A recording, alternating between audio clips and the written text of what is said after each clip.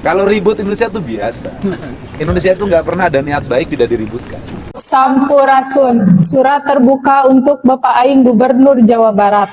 Terkait program Bapak mengirim siswa nakal ke barak militer, kami sebagai siswa sangat mendukung. Kemudian banyak yang mengkritik kebijakan Bapak ini seperti KPAI, Komnas HAM, Komisi 10 DPR RI, termasuk artis Verrel Bramasta dan politisi-politisi lain. Mereka itu hanya omon-omon saja. Mana kerja nyata mereka selama ini? Menangani kasus anak-anak nakal, mereka selama ini hanya duduk di belakang meja atau mungkin di kolong meja.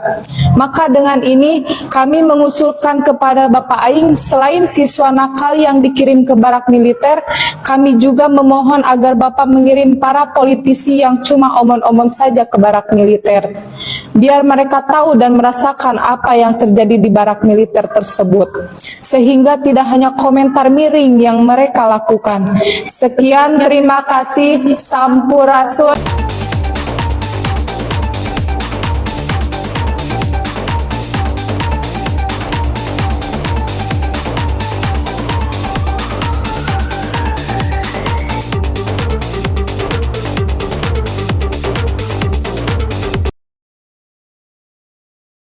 Verrel Bramasta singgung kebijakan KDM kirim siswa bermasalah ke barak militer.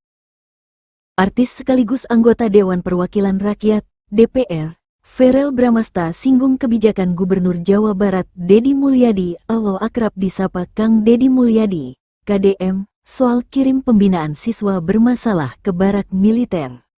Verrel katakan, dirinya sepakat bahwa pendidikan karakter adalah pondasi penting untuk membangun generasi muda. Oleh karena itu, dirinya sangat mengapresiasi upaya pemerintah daerah untuk menerapkan kedisiplinan dan juga akhlak yang mulia untuk pendidikan karakter siswa-siswi yang sedang mengalami masalah perilaku. Namun dengan hal ini, saya mencermati adanya kekhawatiran dari berbagai pihak, terutama beberapa orang tua yang concern mengenai pro dan kontra akan kebijakan tersebut, apalagi pendekatan yang digunakan adalah militer, ujar Verrel. Dikutip dari unggahannya di akun Instagram Partai Amanat Nasional, PAN, Kamis, tanggal 15 Mei tahun 2025. Verrel katakan, ada banyak yang bertanya, apakah metode yang dilakukan KDM benar-benar efektif untuk mengatasi akar masalah? Menurutnya, kita semua perlu melihat hal ini lebih mendalam.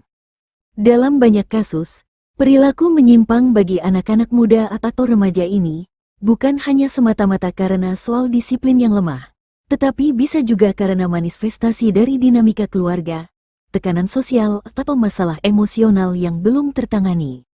Bila hanya melakukan pendekatan secara fisik tanpa menyentuh dimensi psikologis dan juga spiritual, malah akan membentuk karakter anak muda yang keras, bukan yang tangguh. Apabila dilihat dari sisi kebijakan, penting untuk kita ingat bahwa Undang-Undang Sistem Pendidikan Nasional, atau lebih tepatnya UU Nomor 20 Tahun 2003 tentang Sistem Pendidikan Nasional, tidak ada yang mengatur atau mengharuskan siswa-siswi untuk pindah ke barak militer sebagai bentuk edukasi. Kalau berkaca pada UU Perlindungan Anak, yaitu UU Nomor 35 Tahun 2014, menyatakan bahwa anak yang berhadapan dengan hukum ataupun anak-anak yang menunjukkan perilaku menyimpang, termasuk dalam kategori anak-anak yang membutuhkan perlindungan khusus.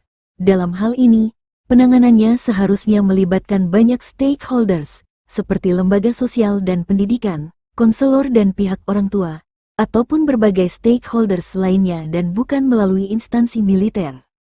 Sejumlah pemerhati pendidikan juga mengingatkan saya bahwa layaknya seorang dokter, kita perlu terlebih dahulu mendiagnosa akan permasalahan ataupun penyakit dari pasien sebelum mereka menentukan metode untuk mengobatinya, katanya. Menurutnya, jangan sampai niat yang baik tidak selaras dengan cara yang tidak tepat. Dia merasa penting untuk mencermati persoalan ini dengan baik, apalagi dirinya seorang wakil rakyat. Tentunya mengenai pendekatan pembinaan yang akan diterapkan, setiap intervensi terhadap perilaku anak perlu mempertimbangkan interaksi mereka dengan lingkungan sosial secara menyeluruh, sebagaimana ditekankan dalam Human Behavior in the Social Environment, jelas dia.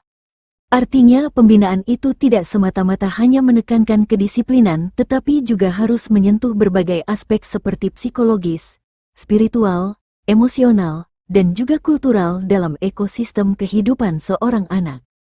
Ferel juga akan mendorong Komisi X DPR RI untuk lebih memprioritaskan isu tersebut, terutama mungkin dengan mengadakan rapat kerja dengan menteri terkait. Rencananya akan berdiskusi dan berdialog mengenai model pembinaan komprehensif sesuai tupoksi di tingkat nasional untuk memastikan kebijakan sesuai aturan, selaras nilai kemanusiaan dan prinsip pendidikan yang pro terhadap tumbuh kembang anak bangsa.